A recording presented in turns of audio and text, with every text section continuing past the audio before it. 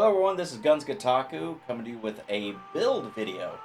I came up with the idea of replacing my Stream PC, but with a little bit of a spin to it. I'm going to recycle, or basically sell my older components on this older PC. This pre-built that I have is the Ryzen 27X, the motherboard, the PS power supply, and the case. I'm going to sell all those things.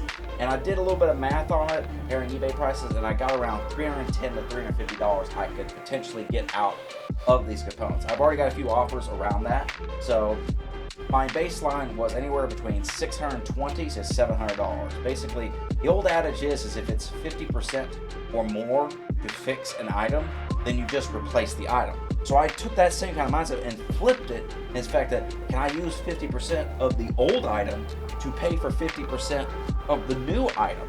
So that's basically what this build is going to be. We've got, I cut some corners in some places, so by going to Micro Center, I got an open box Z490 motherboard, a Prime P from Asus. It was $139.96 at the time, but I got another $20 off because I paired it with a 10700 non-K model. The reason why I didn't get a K model is I'm not overclocking on this. I don't need overclocking, and it was like $50 cheaper here. So in total, for the items minus the case and the cooler, I spent only $480.04 because I got an extra 5% off for my Micro Center card. Adding in this cooler, I actually picked up this cooler for $19.99 because Jace 2 Cents mentioned it. This was the V5 cooler that Jace 2 Cents reviewed a while ago, and it is a great cooler. It was like $35 when he was reviewing it, but for $19.99, and this is pure white. It's a beautiful thing. It comes with an RGB fan that's in pretty good high quality. Then I also got, this was also technically a Prime Day special, but I actually got it after Prime Day, is the Corsair 400D Airflow. Not the 500D Airflow, but it was only $84.99 at the time, but I actually got an additional $15 off because it's a glitch on Amazon, and I call them up there. So in total, with all these components, it was $570. Now I'm waiting on 3 fans to get in here that were another $37 after tax. So factoring in taxes and the new fans, the total build is going to cost me around $620, right at where I was wanting at the low end.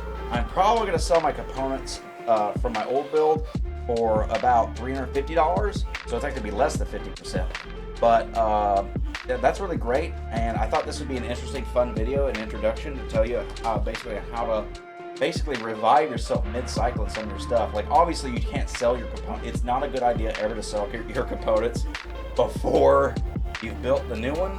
I mean, as we know from the GPU crisis, but I'm going to recycle a bunch of things from these. I'm still going to use the old GPU in there, even though I technically don't need it because I have onboard graphics.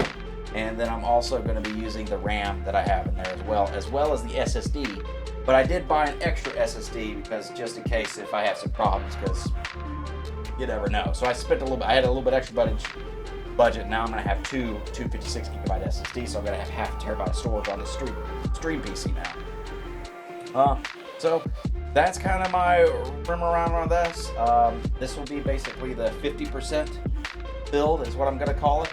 And we're going to keep on going through. I'm going to be streaming on Twitch this build, or while I'm doing it tonight, as much as I can before I need to go to bed. And then at the end, I'll probably have another video saying how I do it. But yeah, I just wanted to do a quick video on this where, you know, we got the 50% build, different components on it, and then eventually we're just going to get into, you know, building it. But yeah, it's going to be a really fun case. I really like the white motif. I like the white everything.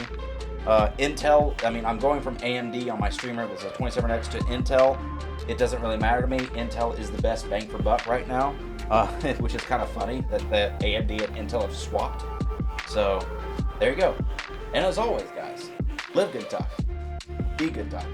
And if you have any suggestions on this, put some comments down below. Okay, I've been recording this video like 4 or 5 times at this point because my recording software has been hitching, but hopefully this is good now. So this is the completed build, the 4000D with all the components, with the 10700, the cooler, blah, blah, blah, blah. I did run into 2 problems specifically. I think this motherboard, it probably has some reasons for being returned. and being open box that weren't tested, that honestly I don't think anyone would test for. But the motherboard had a bad Ethernet port, just won't connect. The display adapter just won't connect. It maybe. And what's weird is I'll see the LED lights on it's flashing, so it shows it's getting electrical signal, but it just won't communicate to the board.